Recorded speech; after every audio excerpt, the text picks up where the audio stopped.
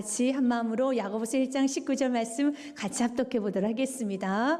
내 사랑하는 형제들아, 너희가 알지니 사람마다 듣기는 속히 하고 말하기는 더디하며 성내기도 더디하라. 아멘. 사랑하는 여러분, 오늘 성경은 이렇게 말합니다. 너희는 듣기는 속히 하고 말하는 거 좀 천천히 하여라. 성내는 것도 좀 천천히 하여라 라고 말하고 있습니다.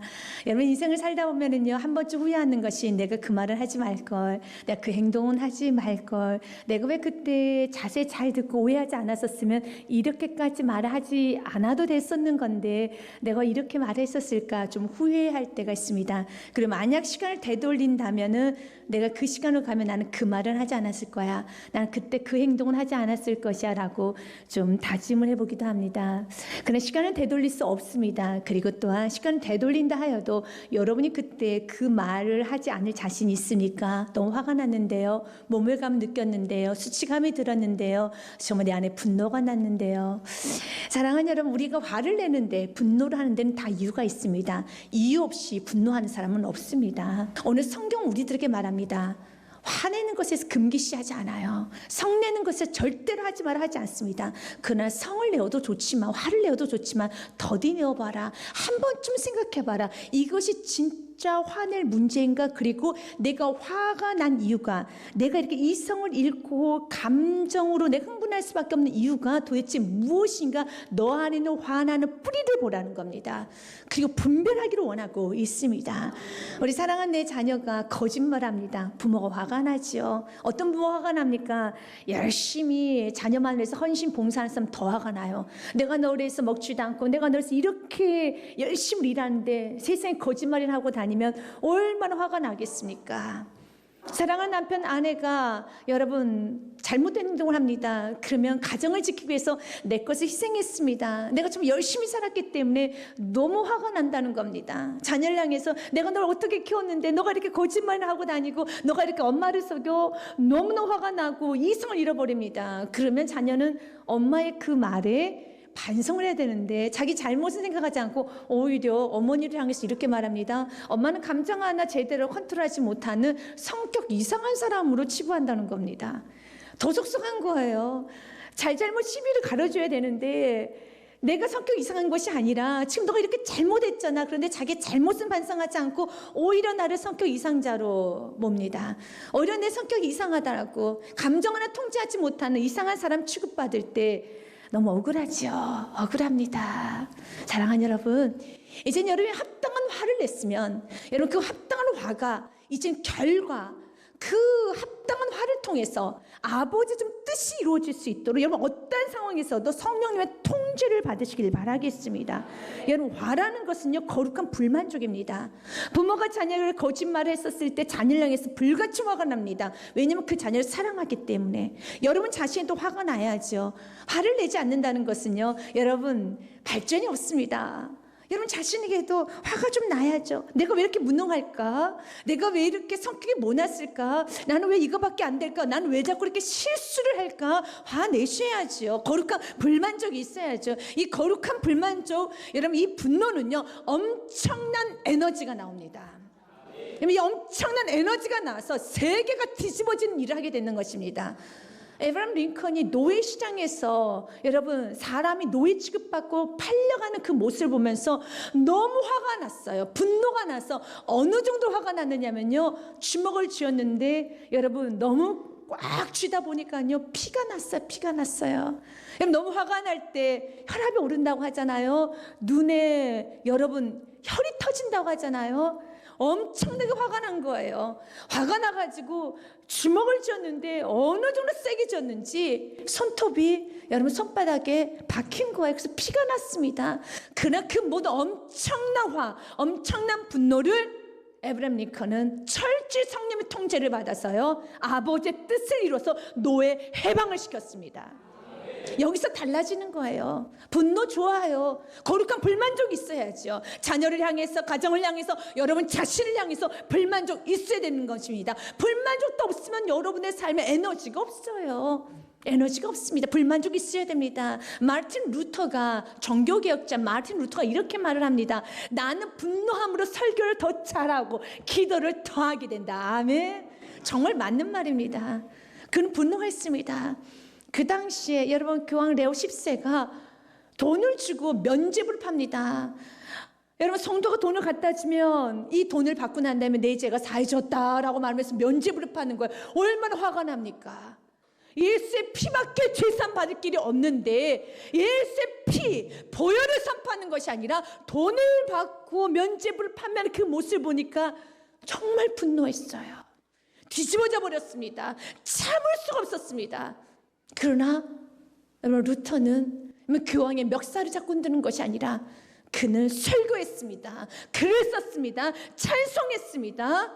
그리고 95개의 반박문을 쓰기 시작했어요.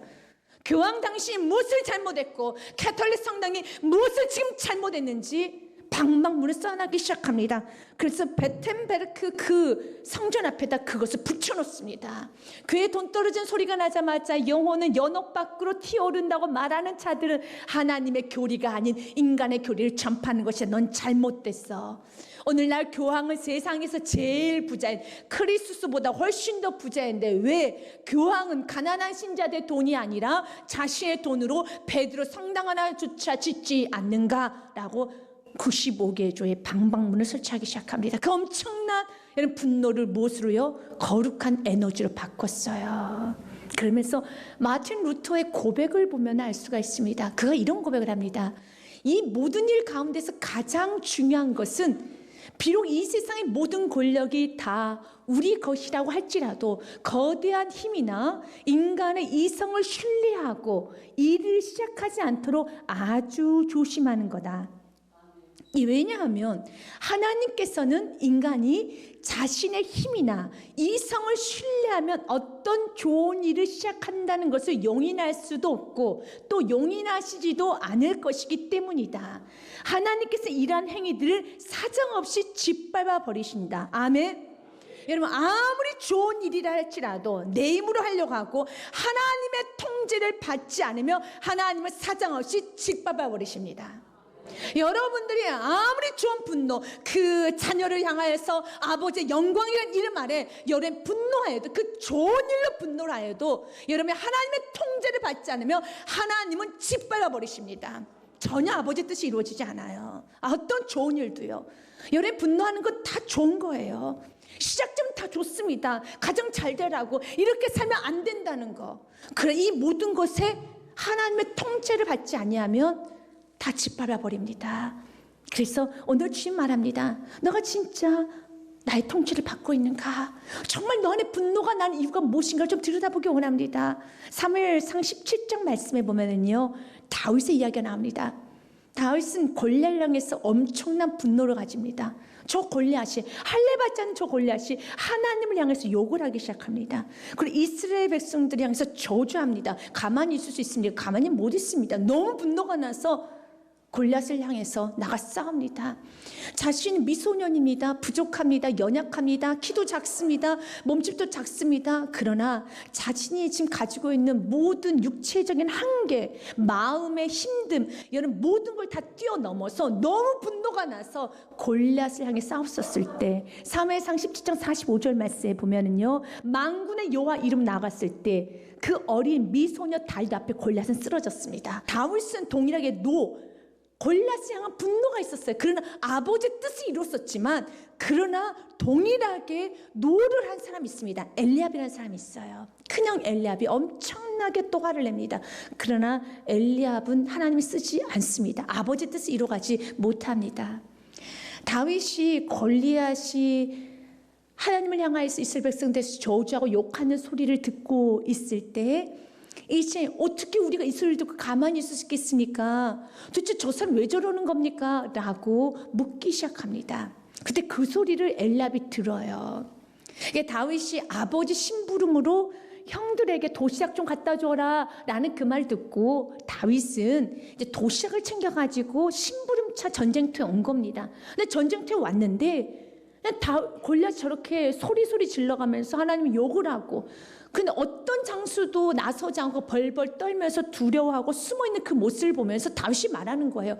우리 이렇게 있으면 안 되죠. 뭐라도 해야 되지 않겠습니까? 움직입시다. 뭐라도 해야 되지 않겠습니까? 저 한없는 저 골리앗이 우리를 향해서 하나님을 모독하고 있습니다. 가만히 있어서는 안 되죠 라고 말합니다. 그 말을 엘리압이 들어요. 17장 28절 말씀에 보면 큰형 엘리압이 다윗이 사람들에게 하는 말을 들은지라 가만히 있을 수 없습니다. 움직여야 됩니다. 나가 싸워야 됩니다. 그 말을 들은지라 그가 다윗에게 노를 바라 이르되 내가 어찌하여 이리로 내려왔느냐? 내 들에 있는 양들은 누구에게 맡겼느냐? 나는 내 교만과 내 마음의 완악함을 아노니 내가 전쟁을 구경하러 왔도다. 야, 너 지금 양떼 어디다 두고 와? 너 주제 양이나 치고 오지. 여기 어디라고 와? 여기 놀이터야. 네가 왜야? 너 교만하구나. 내가 옛날부터 알았는데 너는 원래 너는 완악했어. 여러분, 동생에게 해야 될 말일까요? 어디 이렇게 말을 해서 여기 위험한 곳이란다. 빨리 가라. 그럴 수는 있어요. 그러나 여러분 그 엘리압은 지금 동생을 향해서 마구마구 말을 쏟아내기 시작합니다. 너 교만하다. 너 완악하다. 내가 예전부터 알았는데 너는 마음이 너무 완악해. 네 주제도 모르고 너 여기 어디라고 와서 여기서 지금 이렇게 장난쳐. 여기가 구경하는 곳이야? 여기가 구경터야? 놀이터야? 라고 말합니다. 그때 다윗은 억울하죠. 다윗은 너무 섭섭하죠. 분노할 수 있습니다. 형님 나에게 왜 이러십니까? 형님 나에게 왜 교만하다고 하세요? 형님이 나를 뭘 얼마나 하신다고 완악하다고 하세요? 라고 말할 수 있잖아요. 그리고 다윗은 할 말이 많아요. 왜냐하면 다윗은 아버지 심부름쳐 왔고 그리고 다윗은 양떼를 잘 지키는 부분에서 정평이 나 있었습니다. 부족함이 없는 다윗이 할 말 많습니다. 그러나 그는 엘리압과 싸우지 않아요. 엘리압에게 분노하지 않아요. 29절 말씀에 보면요, 엘리압에게 딱 한마디 합니다. 다윗이 이르되 내가 무엇을 하였나이까? 어찌 이유가 없으리까? 하고 그는 골리앗 향해 달려갑니다. 그가 분노하는 대상이 누굽니까? 골리앗이에요. 그러면 골리앗 향해 달려가는 겁니다. 만약 그때 다윗이 엘리압과 싸웠더라면 그는 하나님의 영광을 과장한 하나님의 영광보다 자기가 더 큰 사람이에요. 하나님 아랑곳 없습니다. 저 사람이 형이 어떻게 나를 무시해? 형이 어떻게 나를 오해해? 내가 크면은요 하나님의 영광 상관하지 않습니다. 멈춰서 엘리압과 멱살을 잡고 싸우겠죠. 그러나 역시 다윗은 자신보다 하나님의 영광이 먼저였습니다. 그 분노는 깨끗한 분노입니다. 그 깨끗한 분노에는 기적이 일어나요. 아버지의 뜻이 이루어집니다. 여러분 시작은 다 깨끗한 분노였을 겁니다. 다윗과 같이 여러분 다 의미 있는 분노였을 겁니다. 그런데 사단 틈탔죠. 엘리압 같은 사람이 여러분의 감정을 건듭니다. 섭섭합니다.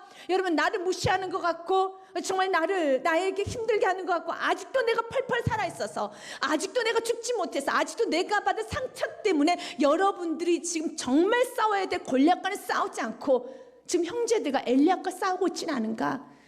정말 이 핵심적인 문제를 놓쳐버린 채 감정 싸움하고 있지는 않은가? 아버지 뜻 못 이뤄요. 여러분 지금 무엇 때문에 분노하고 있습니까? 그 분노를 분명히 하고 그 목적을 향해 가야 되는데 이제는 목적 다 잊어버리고 감정 싸움하고 있어요. 감정 싸움하고 있습니다. 왜 감정 싸움하고 있습니까? 아직까지 치유받지 못한 내 안에 있는 상처들, 내 안에 피해의식들, 내 안에 열등의식들, 내가 사람들에게 무시받고 있다는 그 아직까지 해결되지 않은 낮은 자존감들, 그러나 우리는 충분히 해결받았습니다. 왜 그렇습니까? 다윗은 어떤 면에 상처가 많은 사람이에요. 여러분 아들에게 있어서의 가장 큰 상처는 아버지에게 인정받지 못한 게 가장 큰 상처일 겁니다. 다윗은 말제로 태어났습니다. 그런데 아버지가 인정받지 못해서 기름 부을 때도 다윗은 제해버렸잖아요. 다윗은 그다지 아버지의 인정을 못 받았어요.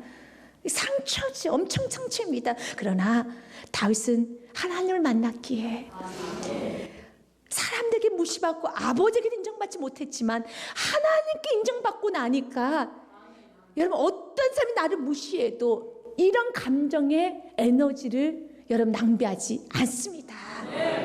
엘리압은 큰형이에요. 아버지께 인정받았습니다. 아버지께 지지받았어요. 대우받았어요. 인정받았고 부족한 것이 없습니다. 그러나 그는 항상 피해의식이 열등식 사로잡혀서 동생에게도 화를 내요. 지금 어떤 상황입니까? 엘리압은 스트레스가 지금 굉장히 많은 상태이죠.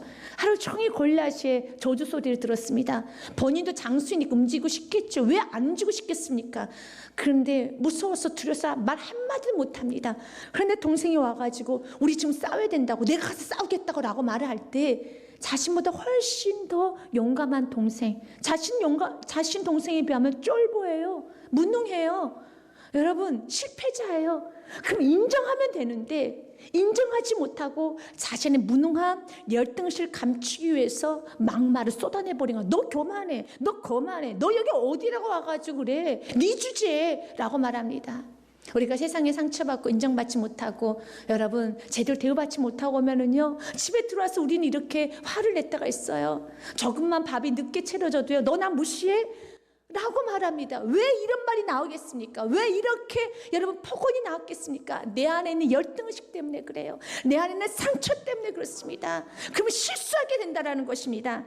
잠언 12장 18절 말씀에 보면 함부로 말하라고 되어 있지 않습니다. 칼로 찌른같이 함부로 말하는 자가 있거니와 지혜로운 자 혀는 양약과 같으니라. 근데 그거 왜 그렇게 함부로 말하게 됐습니까? 엘리압이 왜 그렇게 함부로 말하게 됐습니까? 실패한 상처 때문에. 그러면 그 실패한 상처를 주님께 가지고 나와야 되는데 본인의 실패를 누구에게? 동생에게 풀어버리는 거예요. 부부간에 싸움이 있을 수 있습니다. 그것도 실패지요.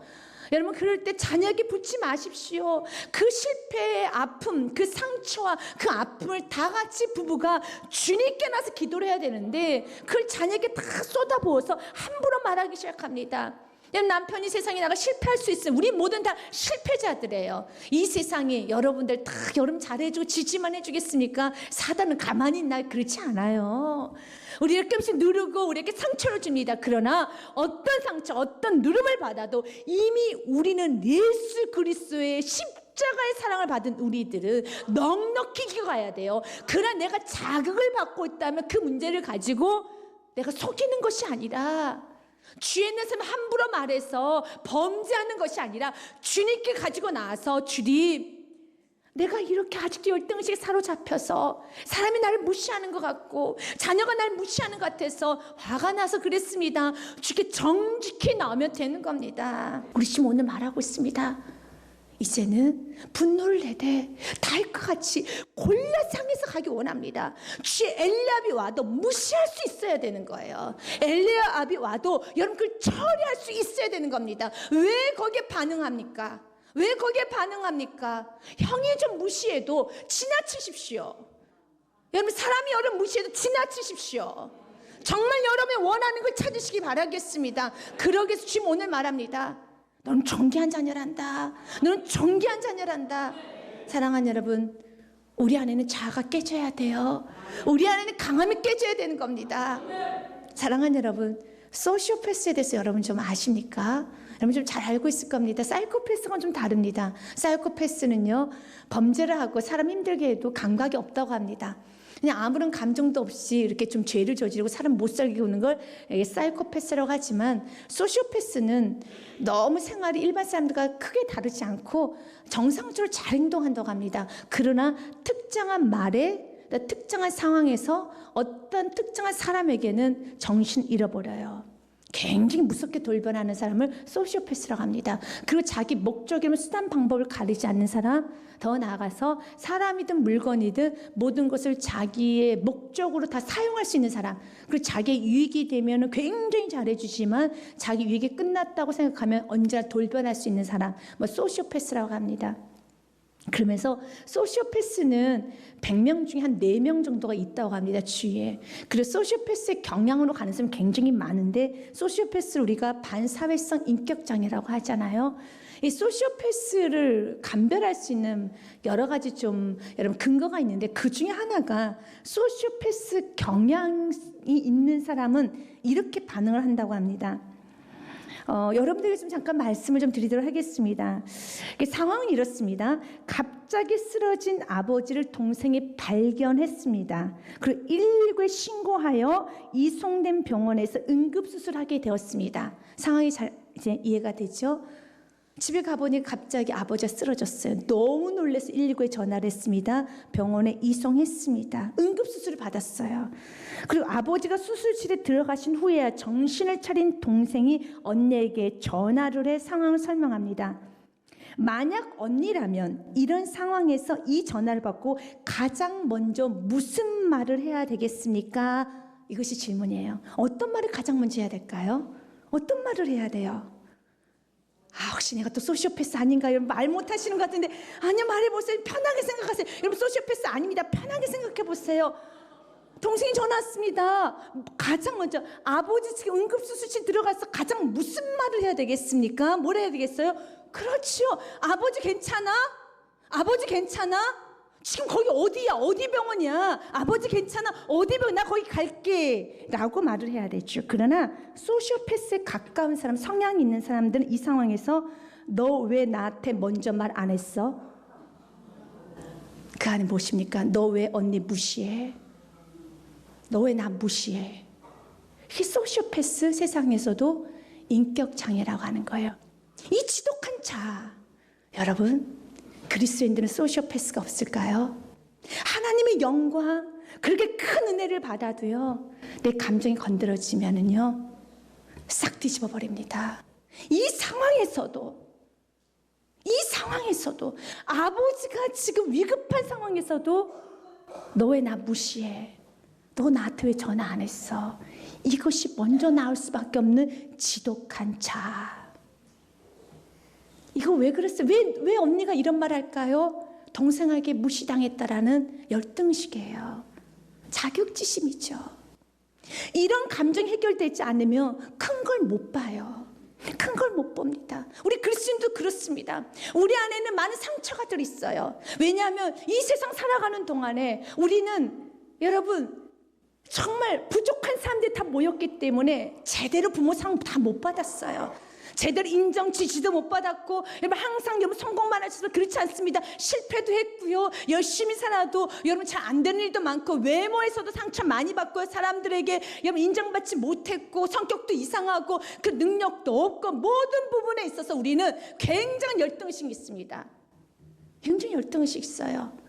그래서 사람이 나에게 무시하는 거 견디지 못합니다. 하지만 사회에서도 이런 사람 인격장애라고 하는 거예요. 인격적 문제가 있구나. 이런 상황에서 서열을 따지는 거 문제가 있구나. 이런 상황에서 내가 무시하는 것을 못 견디는 사람은 문제가 있구나라고 말하는 것처럼 우리 그리스도인들에게 말하는 겁니다. 자녀가 지금 죽어가고 있는데, 지금 저 영혼이 지옥 간다고 한다는데, 넌 영혼이 지옥 가는 것보다 너 지금 선물 하나 안 챙겨준 거, 너한테 전화하지 않았다는 것 때문에 뒤집어져 버리는 너의 자신, 그렇게 은혜를 많이 받아도 말 한마디에 예배를 포기할 수밖에 없는 너 안에 있는 이기심, 아직까지 깨지지 못한 너 안에 낮은 자존감 버리시라는 거예요. 주님 오늘 말합니다. 너의 이 감정이 해결되지 않으면 너는 큰 걸 못 봐.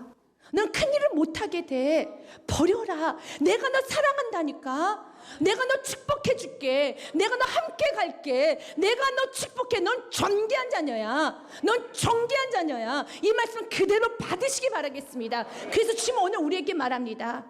21절에 이제 넘친 악을 벗어버리고 온유함으로 말씀을 받으라고 말하고 있습니다. 그러므로 모든 더러운 것과 넘친 악을 내어버리고 너희 영혼을 능히 구원할 바 마음에 심어진 말씀을 온유함으로 받으라. 아멘. 온유함으로 받으십시오. 온유가 무엇입니까? 짐승이 길들여진 상태, 고열된 환자가 이제 정상 온도로 되어진 상태가 온유입니다.